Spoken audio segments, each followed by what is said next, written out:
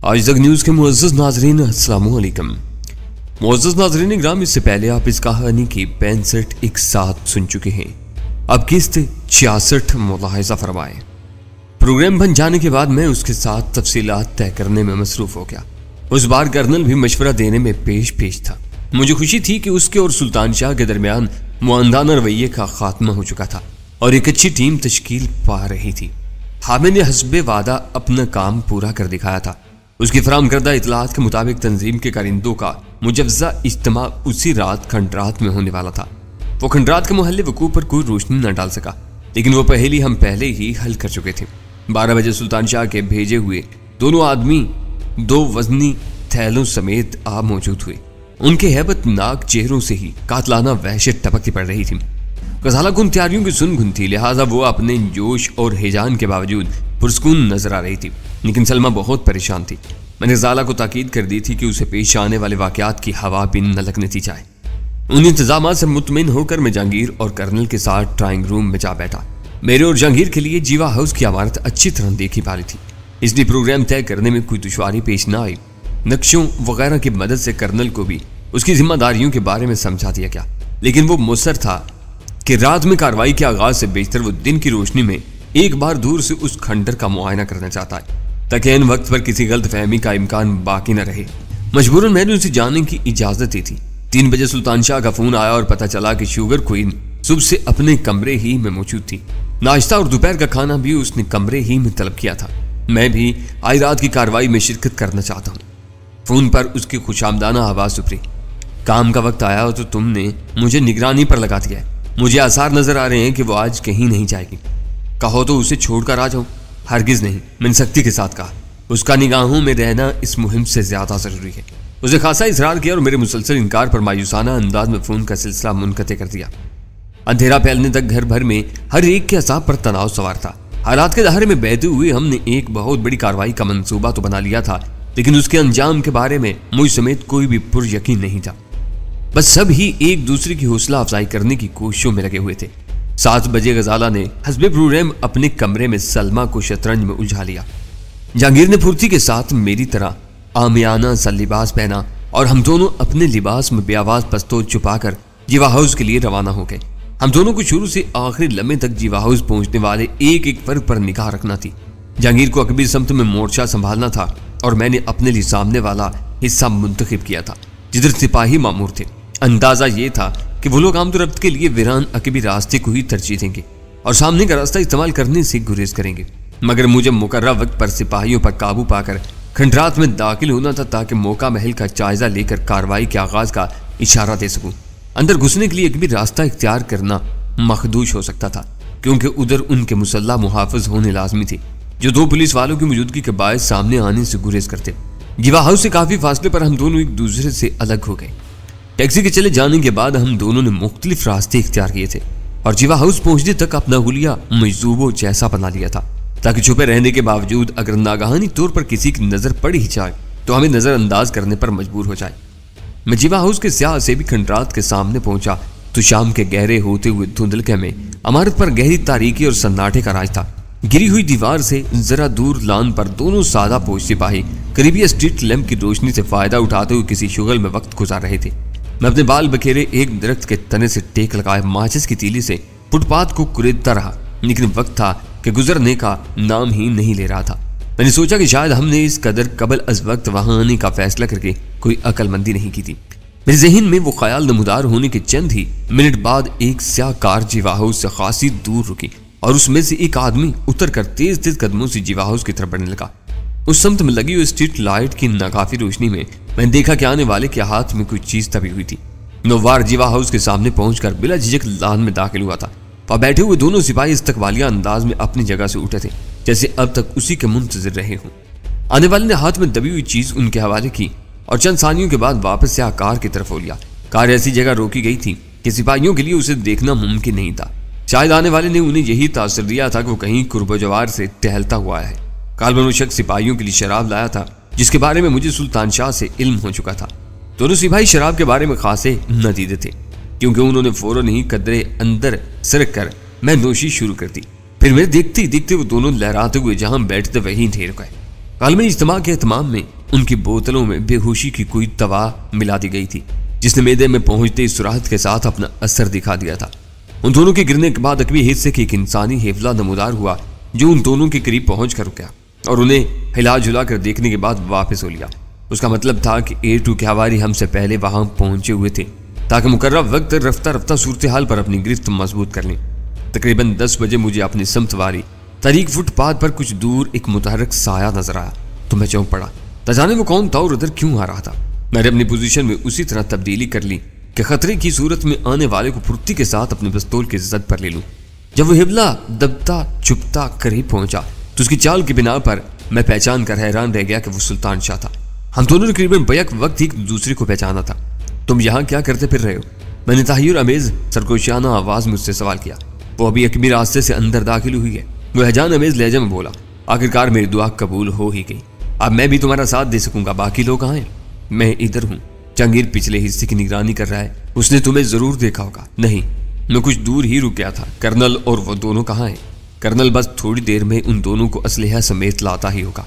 उनमें से एक को यहाँ उतारेगा, दूसरे को जहांगीर के पास, और खुद दूसरी गली में गाड़ी समेत हमारी वापसी का इंतजार करेगा। मेरी कोई हथियार भी है तुम्हारे पास? उसने सरगोशियाना लहजे में पूछा। फिलहाल सिर्फ एक बेआवाज पिस्तौल है, चाहो तो ये रख लो। मैंने पेशकश की, लेकिन ये ख्याल रखना कि पहला फायर मेरा होगा। उसने मेरा पिस्तौल देने से इनकार कर दिया और हम दोनों मवालियों के से अंदाज में वहीं बैठकर धीमी आवाज में बातें कर लगे। उसका ख्याल था कि तंजीम में कराची के बिगड़े हुए मामलात का सख्ती से नोटिस लिया गया था। यही वजह थी कि उस इजलास में A2 से शुगर क्वीन तक सब ही बड़े शिरकत कर रहे थे। ठीक 11:15 बजे मेरी किराए की कार लम्हा भर के लिए फुटपाथ के किनारे लगी और अगले लम्हे एक शख्स को उतार कर हवा हो गई। उतरने वाला मेरी खफीफ सी सीटी की आवाज सुनकर किसी तरबियत याफ्ता कुरीले की तरह वजनी थैले समेत उसी तरफ चलाया। लम्हा ब लम्हा वक्त सिरकता रहा। सुल्तान शाह अपने आदमी के साथ बातों में लग गया था और मेरी निगाहें जीवा हाउस के अहाते पर जमी हुई थी, जहां सुकूत और वीरानी राज कर रही थी। मैं सड़क अबूर कर रहा हूँ। 11 बजते ही मैंने अपनी जगह छोड़ दी और थैले में से अपने हिस्से का असलहा निकालने लगा। तुम दोनों जरा आगे पीछे होकर सड़क अबूर करोगे। हम तीनों गिरी हुई ईंटों के ढेर के करीब यकजा होकर पेट के बल रेंगते हुए अंदर दाखिल होंगे। स्टेनगन को अपनी बगल में पसलियों के साथ दबाकर मैंने तेजी के साथ सड़क अबूर की थी और मुकर्रम मुकाम पर दीवार के साए में रुक गया। चंद सानियों बाद वो दोनों भी वहीं आ मिले। उस वक्त तक अंदर से किसी रद्दमल का इजहार नहीं किया गया था। हम तीनों की निगाहें चार हुई और हम सीनों के बल पुख्ता फर्श पर गिर गए और एक दूसरे से कदरे मुख्तलिफ सावियों में गिरी हुई दीवार से गुजरकर जीवा हाउस के लान में दाखिल हो गए। मेरी निगाहें उकाबी अंदाज में हर तरफ का जायजा ले रही थी। मान सालम दीवार के साए में जमीन से कमोबेश 6 फुट की बुलंदी पर खफीफ सी सुर्ख रोशनी का हालात नमूदार हुआ, जिसमें इंसानी खतोखाल झलक रहे थे। फिर फौरन ही वो मद्दम हाला मातूम हो गया।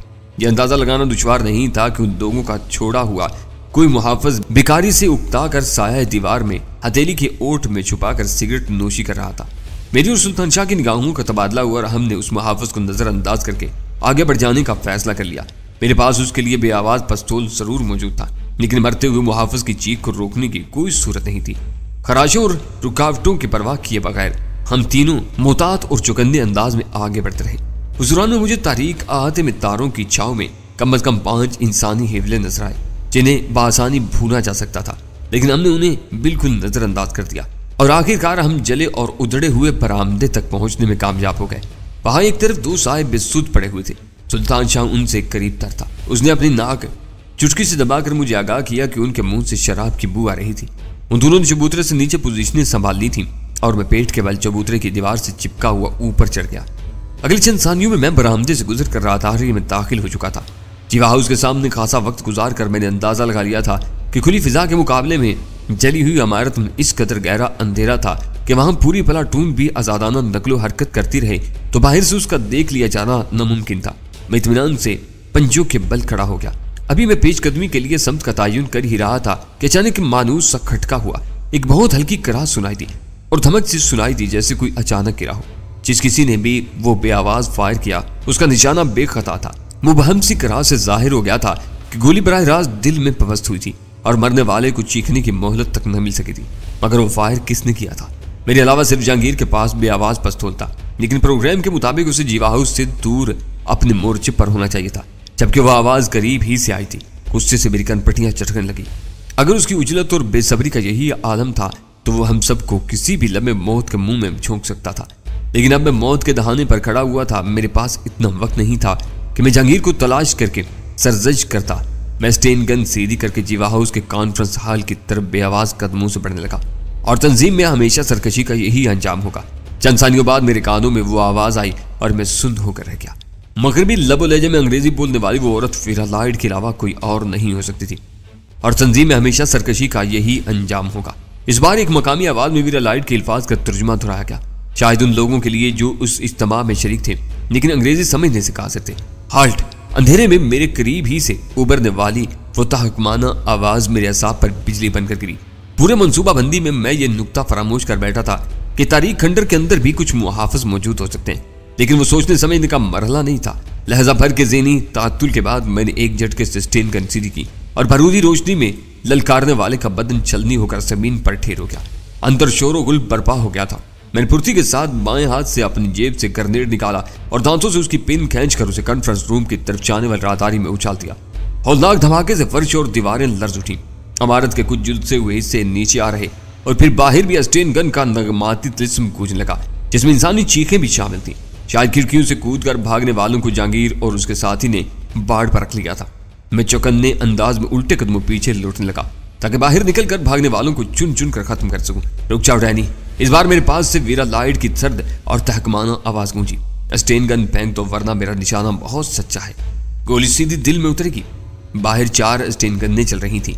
दस्ती बम्बों के धमाके गूंज रहे थे। मरने वाले और जख्मी होने वाले दुश्मनों को शायद कहीं अमान नहीं मिल रही थी, लेकिन मैं शुगर क्वीन या वीरा लॉयड के सामने बेबस होकर रह गया था। मैं अपना हुक्म दोहराने की आदी नहीं हूँ। उसकी ललकारती हुई सर्द और पिघले हुए शीशे की तरह आवाज मेरे कानों में उतरती चली गई और मैंने स्टेन गन फर्श पर फेंक दी। बाहर से आने वाली फायरिंग की आवाजों में सुरात के साथ भयानक तसलसल पैदा हो गया था। पहले हल्ले में बुखला जाने के बाद एट और शुगर क्वीन के साथी तेजी के साथ कदम जमाने में कामयाब हो गए थे। गन्नों के होलनाक शोर में निस्बतन हल्की किस्म के आतिशी असलहे के बारूदी धमाके भी शामिल हो गए थे। और क्यों ना होते, जीवा हाउस के सोख्ता खंडरात में वो कोई इबादत गुजार बंदों का इज्तिमा नहीं था। वहां बुलाए जाने वाले सब ही शहर के छटे हुए बदमाश, चोरा पुश्त और मुनशियात फरोश थे। बुखलाहट में चंद साथियों के हलाक या जख्मी होते ही उन सब घाघ मुजरमों को एहसास हो गया था कि अफरा तफरी में भाग निकलने की कोशिशों में वो सब यके बाद दिगरे नामालूम हमलावरों का निशाना बनते चले जाएंगे। लिहाजा तयशुदा हिकमत अमली के बावजूद उस भीड़ का रद्द अमल यकसा ही रहा और वह सब बाज़ाहिर मुकाबले पर जम गए थे। लेकिन मुझे अंदाजा था कि हमलावरों के अज़ाइम और तादाद से लाइल्मी की बिना पर वो ज्यादा देर तक मुकाबले की कोशिश नहीं करेंगे, बल्कि फायरिंग की आड़ में जल्द अज जल्द निकल भागने की कोशिश करेंगे, क्योंकि उन्हें ना हमलावरों की तादाद का इल्म था और ना अज़ाइम का। लेकिन उन पर यह बात जरूर वाजे हो गई थी कि आम पुलिस फोर्स स्टेन गन वगैरह से लैस नहीं होती, जैसा उनका मुकाबला कानून नाफिज करने वाले किसी इदारे से हरगिज नहीं था। बाहर होलनाक तसादुम जारी था। फायरिंग के शोर में कभी कभार किसी मरने या जख्मी होने वाले की चीख भी सुनाई दे जाती थी। मेरे हाथों छलनी होने वाला जीवा हाउस के उस तारीख कमरे में शायद गिरते ही दम छोड़ चुका था और मैं शुगर क्वीन के ललकारने पर अपने स्टेन गन फर्श पर फेंक चुका था। अंधेरे में उसका तारीख साहेबला मुझसे जरा दूर एक जली हुई खिड़की के करीब मौजूद था। उसकी आंखें रात की स्याही में बिलोर की गोलियों की माने चमक नहीं थी। फिर जरा सा गौर करते ही मुझ पर वाजे हो गया कि उसने अपने चेहरे पर स्याह निकाब मुड़ा हुआ था। अगर मैं गलती नहीं कर रहा तो तुम वीरा लॉयड ही हो ना? चंद सानियों के बोझ सकूत के बाद मैंने अपनी आवाज में शुगुफ्तगी बरकरार रखते हुए बेपरवायाना लहजा में कहा, गलती ना तुम कर रहे और ना मैं करूंगी। उसकी सर्द और तहकमाना आवाज गूंजी, अपने हाथ सर से ऊंचे उठा लो। ये याद रखना कि मेरे हाथ में भरा हुआ बेआवाज पिस्तौल है जिसकी सिर्फ एक गोली इस्तेमाल हुई है। किस कुछ नसीब के हिस्से में आई? मैंने दोनों हाथ उठाते हुए खुश दिलाना लहजे में सवाल किया। फायर का खटका और किसी के गिरने की धमक तो मैंने भी सुनी थी। आज किसी को सरकशी की सजा दी गई थी। मैं ये महसूस कर चुका था कि उस वक्त वो मशरिक़ बाईद की परवाज पर मिलने वाली शौक और नरम खू और मेहरबान वीरा लॉयड नहीं थी, ना ही उसके लहजे में लोच और मिठास रही थी। अपने रुमानवी मिजाज को यकसर फरामोश करके उस वक्त वो नीली आंखों वाली सफाक कातिला बनी हुई थी। उसे कुछ बाईद नहीं था कि अपने हुक्म की खिलाफ वर्जी पर बेदरे गोली चला बैठती। बीसीओ नाम थे उसके, लेकिन अब वो बेनाम हो चुका है। उसका लहजा बदस्तूर सर्द और पुरस्कून था। मैं गलतियों को एक हद तक नजरअंदाज कर सकती हूँ। जब कोई नाकाबिले बर्दाश्त हो जाए तो उसका इलाज करना पड़ जाता है। मैं लम्हे भर के लिए सख्ते में रह गया। क्या एटू को मार दिया तुमने? मेरे मुंह से बेयकीनी के आलम में निकला। उसका सबसे ज्यादा मारूफ नाम यही था। पहली बार उसका लहजा इस्तिजाइया हो गया। उसकी जाती पसंद और नापसंद उसके फैसलों पर असर अंदाज होकर तंजीम के कामों में हारिज हो रही थी। तो क्या तंजीम में तुम मुझसे भी ऊपर की हैसियत की मालिक हो? मैंने हैरत के साथ सवाल किया। तंजीम में किसी की कोई हैसियत नहीं, सब किसी न किसी के हुक्म के ताबे हैं और इस वक्त मैं उसकी नुमाइंदगी कर रही हूँ, जिसे A2 अपनी कारकर्दगी के लिए जवाब देता। लेकिन तुम तो मुझसे एशले हाउस के नुमाइंदे के तौर पर मिली थी। तुम तंजीम के माल की खरीदार रही हो। अब तुम्हारा यक बयक तंजीम से ताल्लुक कैसे पैदा हो गया? मेरे लिए तो हमेशा से A2 ही तंजीम का आला तरीन दिमाग था, जो सबका हाकिम था लेकिन खुद किसी का महकुम नहीं। बड़े खेलों में ऐसे शराब कदम कदम पर सामने आते हैं। पहली बार उसकी तलख हंसी की आवाज उभरी। वाकई बहुत नडर और बेबाक औरत थी कि बाहर बरूदी आग की बरसात से बेपरवाह मुस्कुराने या हंसने पर कादिर थी। अपने नर्म और हंसी हाथों से एक कत्ल का इर्तिकाब करने के बावजूद यूं मुतमिन और पुरस्कून थी जैसे कुछ हुआ ही ना हो। तुम्हारा लबो लहजे से जाहिर हो रहा है कि यह मकामी नहीं बल्कि कोई बैनुल अक़वामी तंजीम है और शायद तुम्हें बाहर से A2 की गोशमाली के मिशन पर ही भेजा गया है। यह भी एक शराब है। मैं हैरत से उछल पड़ा क्योंकि उस बार वो बिल्कुल साफ और शाइस्ता लहजे में उर्दू में गोया हुई थी। सिर्फ गोरी चमड़ी की बिना पर तुम किसी की कौमियत का तायुन नहीं कर सकते। मैं तुम्हारी जुबान मुकामी लहजे में बोलने पर कादिर हूँ। फिर अंदर होने वाले इजलास में मुतरजम की क्या जरूरत थी? मैंने चुभते हुए लहजे में सवाल किया था। मैं उन लोगों की तभी ख्वाहिशात और बेलाग आराज जानना चाहती थी। वो उर्दू में कह रही थी, आज का इजलास बहुत अहम और ख़ास तवील होता, जिसमें शुरका को एक मरहले पर आज़ादाना तबादला ख्याल का मौका दिया जाता और मुझे उर्दू से न बुलंद समझती हुई मुकामी जुबान में आज़ादाना तौर पर अपनी बात शुरू कर देती। यूं मुझे उनके शकूक व शुबहात से वाकफियत हासिल हो जाती। फिर एशले हाउस वाले मामले में मेरे साथ उर्दू से लाइल्मी जाहिर करने की क्या जरूरत थी? मैंने हरगिज ऐसी कोशिश नहीं की। तुम शुरू से आखिर तक मुझसे अंग्रेजी ही में बात करते रहे। उर्दू बोलते तो मैं तुम्हें मायूस न करती। मेरे लिए तो वो सब एक दिलचस्प खेल था। मतलब ये हुआ कि यहाँ की तंजीम एशले हाउस ही की एक जैली शाख है। मैंने गहरा सांस लेकर कहा, इन बिकेड़ों में ना उलझो। वो खुश्क लहजे में बोली, तुम रोए ज़मीन पर कहीं भी एशले हाउस का वजूद दरियाफ्त न कर सकोगे। वो कोई सौदा नहीं था बल्कि तुम्हारी सलाहियतों का एक इम्तिहान था जिसमें तुम पूरे उतरे थे, वरना आज इस काबिल न हो पाते कि घर के भेदी बनने के बाद हमारे साथ महाज आराई पर तुल जाते। तुमने तंजीम को खासा नुकसान पहुंचाया। मैं चौंक पड़ा। पसाई और मुझ पर भरा हुआ पिस्तौल ताने खड़ी थी। बाहर पूरे जोरों शोर से गोलियों का कुन रेस तबादला हो रहा था और किसी भी लम्हे कोई भटकी हुई बाढ़ किसी खुले हुए हिस्से से इधर भी आ सकती थी। ऐसी सूरत में उसे अपनी सलामती की फिक्र होना चाहिए थी। वो मेरी बेखबरी में वहां पहुंची थी। वो लोग मुझसे जिस हद तक नाला थे उसका इजहार पिछले दिनों बार बार होता रहा था। A2 और उसके हवारी मेरे खून के प्यासे हो रहे थे, लेकिन मेरे सितारे साथ दे रहे थे कि मेरे खिलाफ सारे कातलाना हमले बुरी तरह नाकाम हुए थे। उन हालात में विरालाइट का फितरी रद्दअमल ये होना चाहिए था कि उसने जैसे ही मुझे पहचान दिया था ललकार कर मुझे होशियार किए बगैर खत्म कर दी थी। लेकिन उसने न सिर्फ मुझे ललकारा बल्कि अब खासी खुलकर बातें कर रही थी। मैं उसके रवैये के बारे में उलझन में मुबतला था कि मुझे खत्म करके खुद भाग निकलने के बजाय वो मुझ पर वक्त क्यों पर बात कर रही थी। फिर आखिर में उसने मुझे ये भी जता दिया कि मैंने तंजीम को खासा नुकसान पहुंचाया, लेकिन फिर भी पिस्तौल के टाइगर पर उसकी उंगली साखती रही थी। शायद उसके दिल में मेरे लिए कोई नरम गोशा मौजूद था। मैंने सोचा और फिर कलाबाजी खाने का फैसला कर लिया। मैंने ये सारा तजिया चंद सानियों में कर डाला और किसी गैर मामूली तवक्कुफ के बगैर बोला, मुझे जबरदस्ती तसादुम की राह पर धकेला गया है। मेरे सामने कोई इंतखाब नहीं रह गया था। जिंदा रहने के लिए अपनी तमाम तर सलाहियतों को बरोकार न लाता तो मकामी क़यादत या दूसरे अल्फाज में A2 किसी बेरहम कसाब की तरह मुझे सिपा कर डालता। मेरी समझ में नहीं आता कि उसे मेरी जात से अचानक क्या अनाथ हो गया था। वो कैफे किरदार को पहुंच चुका है। वो सवार लहजे में बोली, उसका कसूर यही था कि उसने तुम्हारी जात को अपनी अदा का मामला बना लिया था। तंजीम के अहम तरीन मामलात को नजरअंदाज करके किसी उजरती कातिल की तरह मुल्क भर में तुम्हारी बू सूंघता फिरा था। उसे 2 बार वार्निंग दी गई थी, लेकिन उसके सर से तुम्हारी दुश्मनी का भूत नहीं उतरा और मुझे मजबूरन मामलात में दखल अंदाज होना पड़ा। फफूरे जोश से मेरा दिल कनपटियों में धड़क लगा। मेरा अंदाजा 100% दुरुस्त साबित हुआ था। मेरी कलाबाजी कार आमद साबित हुई थी। मुझे उसके लब लहजे से मसाहलत की ख्वाहिश छलकती महसूस हो रही थी। मैं आज तक यही नहीं समझ सका कि वह अचानक मेरे खून का प्यासा क्यों हो गया था।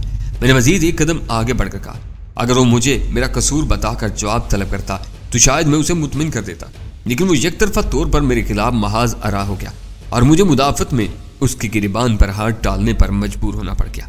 अब इतने भी मासूम न बनो। उसकी तंजिया आवाज उभरी, अपना कसूर तुम अच्छी तरह जानते हो। वो कौन थी जिसने लाहौर में एशियन सिंडिकेट लिमिटेड के दफ्तर में मुलाजमत हासिल करने की नाकाम कोशिश की थी? मेरी मंगेतर। मैंने बिला तवक्कुफ जवाब दिया, वो एक मुअज़्ज़ज़ घराने की तालीम याफ्ता और रोशन ख्याल लड़की है। मेरी जात के शहर में गिरफ्तार होने के बावजूद उससे अपने खानदान की नेक नामी अजीज है। वो मेरी वक्त बे वक्त की पुरस्कार नकलो हरकत और सरगर्मियों की तरफ से शुबहात का शिकार थी। मैं प्लास्टिक फैक्ट्री के मालिक व मुख्तार की हैसियत से उन सरगर्मियों का कोई जवाब नहीं पेश कर सकता था। लिहाजा मैंने उसे बताया कि मैं एशियन सिंडिकेट का सेल्स ऑफिसर हूँ और दफ्तरी कामों के लिए अक्सर बेवक्त भी मसरूफ रहना पड़ता है। मगर वो मुतमिन नहीं हो सकी। कोई माकूल मुलाजमत ऐसी नहीं हो सकती थी कि आदमी महबूबा या मंगेतर से मुलाकात मुख्तसर करके रात के 12 बजे कहीं चलते। उसने एशियन सिंडिकेट के बारे में जानने की ख्वाहिश का इजहार किया तो मैंने भरपूर ताउन की पेशकश कर दी। मुझे पूरा यकीन था कि एशियन सिंडिकेट का ज़ाहिरी कारोबार माकूल और कानूनी होगा। लिहाजा जब उसने अपनी मुहिम जो तबीयत के पेश नज़र कुछ दिनों के लिए सिंडिकेट में नौकरी के लिए इरादे का इजहार किया तो मैं उसे अपने साथ लाहौर ले जाने पर आमादा हो गया। लेकिन सिंडिकेट के दफ्तर में इंटरव्यू से वापसी पर कुछ नामालूम लोगों ने उसे उठा ले जाने की नाकाम कोशिश की। मैंने उसे अगवा होने से तो बचा लिया, लेकिन अब वो भड़क गई है। अब मेरे साथ शादी की बात करना तो दरकिनार, मेरी सूरत तक देखने की रवादार नहीं है। मैंने वो फिल बदी कहानी कहीं रुके बगैर या झिझके बगैर उस कदर रवानी के साथ बयान की कि गालबन वीरा मेरे झांसे में आ गई। कौन है वो लड़की? उसकी आवाज़ पुरख्याल थी। एक लड़की। मैंने हंसते हुए कहा, मैं नहीं चाहूंगा कि मेरे साथ वो भी तुम्हारे सामने हाथ उठाए, पिस्तौल की इज्जत पर खड़ी हो। तुमसे गुफ्तगू के बाद मेरा अंदाजा है कि हम मुसाहलत की तरफ पेशकदमी कर सकते हैं। उसने संजीदगी के साथ कहा, तुम्हें मेरे बारे में इस तरह नहीं सोचना चाहिए। मुसाहलियत। इस बार मेरी हंसी इस्तेज़ाइया थी। बड़ा संगीन मजाक करती हो तुम भी। बाहर हमारे आदमी एक दूसरे के लहू के प्यासे हो रहे हैं। शायद अब तक 2-4 मर भी चुके होंगे। तुम्हारे एक मुहाफिज का चलनी बदन तो इसी छत के नीचे पड़ा हुआ है और तुम्हें जो मुसाहलियत का बहलावा दे रही हो। आखिर तुम्हारा मंसूबा क्या है? कुछ भी नहीं, वो बेपरवाही से बोली। उन्हें यूं ही कुत्तों की तरह लड़ता छोड़कर हम यहाँ से निकल जाएंगे। ये तो सब शतरंज के प्यादे हैं, पैदा ही पिटने के लिए हुए हैं। मेरे नज़दीक उनमें से किसी की कोई अहमियत नहीं है। लेकिन तुमने तो कहा था कि आज का इजलास बहुत अहम था। उसके सर्द और बेरहमाना रवैये पर मैं लम्हे भर के लिए हकला कर रह गया। जाहिर है कि आने वाले भी अहम लोग रहे होंगे। जो अहम तरीन था वो मेरे हाथों मारा गया। वो मज़ाका उड़ाने के अंदाज में बोली, लड़ने वालों में जो अहम कहलाने के मुस्तहिक होंगे वो हर सूरत में लड़ते भिड़ते जिंदा निकल जाएंगे। जो बेवक्त मोरे हैं वो भूखे भेड़ियों की तरह एक दूसरे को नोच खाएंगे। तुम लड़की का सुराग नहीं देते तो ना दो, लेकिन तुम पूरे वसूख से कह सकती हो कि वो तुम्हारी राह पर लगी हुई कुछ सरकारी जासूस नहीं है। उसका घराना मशहूर और बहुत मुअज़्ज़ज़ है। मैंने संजीदगी के साथ झूठ बोला। वो तो लड़की ही कुछ सनकी है, वरना उसके लिए तो शहर में बतेरे उम्मीदवार पैदा हो सकते हैं। न जाने उसे मुझ में क्या नजर आ गया। क्या मैं ये समझूं कि वो तुम पर मरमिटी है, लेकिन तुम्हें उससे कोई खास रगबत नहीं है? उसने चुपते हुए लहजे में सवाल किया। रगबत ना होती तो मैं तुम्हारे पहले ही सवाल पर उसका पूरा शजरा और ठिकाना बता बैठा होता। वो रूठ जरूर गई है, लेकिन मुझे पूरा यकीन है कि मैं उसे मना लूंगा। वैसे रगबत तो मुझे तुमसे भी है। टोक्यो में जो शब रोज मैंने तुम्हारे साथ गुजारे वो मेरे दिल में एक फांस बन कर रह गए। कई बार दिल चाहा कि उधर दौड़ लगा दूं, चाहे कहीं तुमसे मुलाकात हो ही जाए। शट अप, वो सर्द लहजे में गुराई। जो कुछ हुआ उसमें तुम्हारी किसी कशिश या कोशिश का कोई दखल नहीं था। मेरे लिए मर्द की जात एक खिलौने से ज्यादा नहीं होती। खिलौने से खेलते रहो, दिल भर जाए तो उसे भूल जाओ, मूड हो तो उसे तोड़ मरोड़ भी सकते हो। A2 को दिल में गोली उतरने के बाद चीखने की मोहलत भी ना मिल सकी, वरना वो भी मुझसे जरूर शिकवा करता। वो बस मेरी आवाज पहचानता था और कई बार अंधेरी खलवतों में मेरी सूरत देखे बगैर अपनी शुगर क्वीन के तलवे चाटता रहा था। लिहाजा जो कुछ हुआ है उसे भूल जाओ। माजी के किसी हवाले से तुम कुछ भी हासिल नहीं कर सकोगे। इस मामले में मैं अपनी मर्जी और पसंद पर चलने की आदी हूँ। बाहर फायरिंग का तसलसल धीमा पड़ता जा रहा था। शुगर क्वीन के कुछ जाननिसार या तो मर चुके थे या फायरिंग की आड़ में फरार होने में कामयाब हो गए थे, क्योंकि मेरे कान मुसलसल बाहर की आवाजों पर जमे हुए थे। बाहर वक्फे वक्फे से 4 स्टिनगनें बराबर चल रही थीं, जिसका मतलब था कि मेरे साथी इस वक्त तक बखैरो आफियत थे, और अगर उनमें से कोई जख्मी हुआ भी था तो जख्म इस कदर मामूली थे कि फायरिंग में हारिज नहीं हो रहे थे, जबकि रिवाल्वरों, पिस्तौलों और राइफलों का शोर बहुत कम रह गया था। शायद वीरा लाड़ी दुरुस्त कह रही थी कि जो अहम थे वो लड़ते भिड़ते जिंदा सलामत निकल गए थे, और जो प्यादे थे वो मौत के इंतजार में अपने मोर्चों पर डटे हुए थे।